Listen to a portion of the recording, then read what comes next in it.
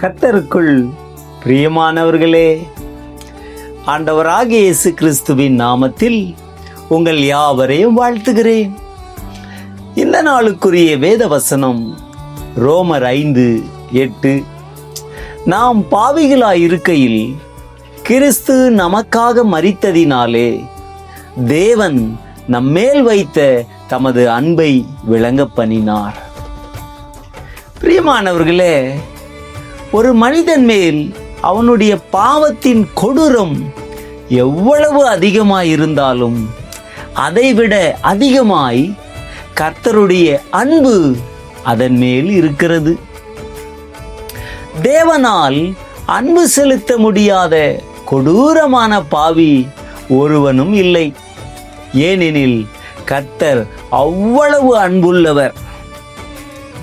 சிறைச்சாலை ஊழியத்தின் போது மகா முரடனான ஒரு கைதியை ஒரு ஊழியர் சந்தித்தாராம்.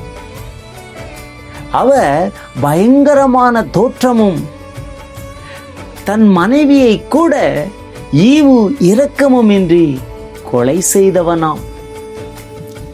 சட்டமும் சமுதாயமும் திருத்த முடியாத அவனுடைய கல் மனதை கல்வாரி அன்பு தொலைத்தது. அவன் தன் பாவங்களுக்காக கண்ணீர் விட்டு அழுதானாம் சுவிசேஷ வசனத்தை கேட்டு. பின்பு அவன் சங்கீதம் 51 அதிகாரத்தை திறந்து படித்து ஒவ்வொரு வசனமாக வாசித்து வேதத்தை அணைத்து கொண்டு உள்ளமுடைந்து அழுதானாம். காரணம், தேவனுக்கு ஏற்ற பலிகள் நொறுங்குண்ட ஆவிதான்.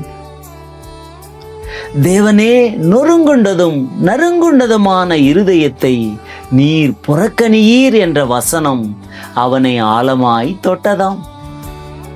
நம்முடைய ஆண்டவருடைய அன்பு கல் போன்ற உள்ளங்களை, கடினமான உள்ளங்களை உடைக்கிறது. கற்பானையான இருதயங்களை மெழுகு போல உருகச் செய்கிறது. அப்படியே அவனது கோபம், கடின இதயமெல்லாம் மறைந்து மனம் திரும்பி கர்த்தராகிய இயேசுவுக்குள் புதிய சிருஷ்டியாக வாழ்ந்தானாம். அதே தேவன் ரட்சிக்கப்படாத உங்கள் குடும்பத்தினரையும் நண்பர்களையும் அவர் ரட்சித்து அவருடைய அன்பிலே மகிழ்ச்சியாக்குவார். ரட்சிப்பின் சந்தோஷம் உங்களுக்குள்ளும் உங்கள் குடும்பத்துக்குள்ளும் நிறைவாய் உண்டாயிருக்கும். செபிப்போமா? அன்பின் பரலோக பிதாவே, நாங்கள் பாவிகளாய் இருக்கும் போதே கிறிஸ்து இயேசுவை எங்களுக்காக ஒப்பு கொடுத்து தேவனுடைய அப்பா உம்முடைய அன்பை விளங்கச் செய்தீரே, அதற்காக நன்றி சொல்கிறோம். இந்த வார்த்தையை கேட்கிற ரட்சிக்கப்படாத மக்கள், ரட்சிப்பின் சந்தோஷமில்லாத மக்கள் ஒவ்வொருவருக்குள்ளும் உம்முடைய ரட்சிப்பை காணட்டும், உம்முடைய அன்பை ருசிக்கட்டும். கல்வாரி அன்பு கடின இருதயத்தையும் மாற்றுகிறது.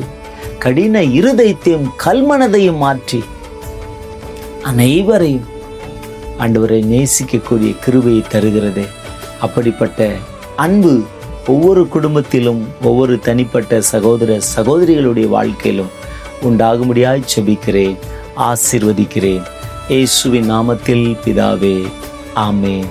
God bless you.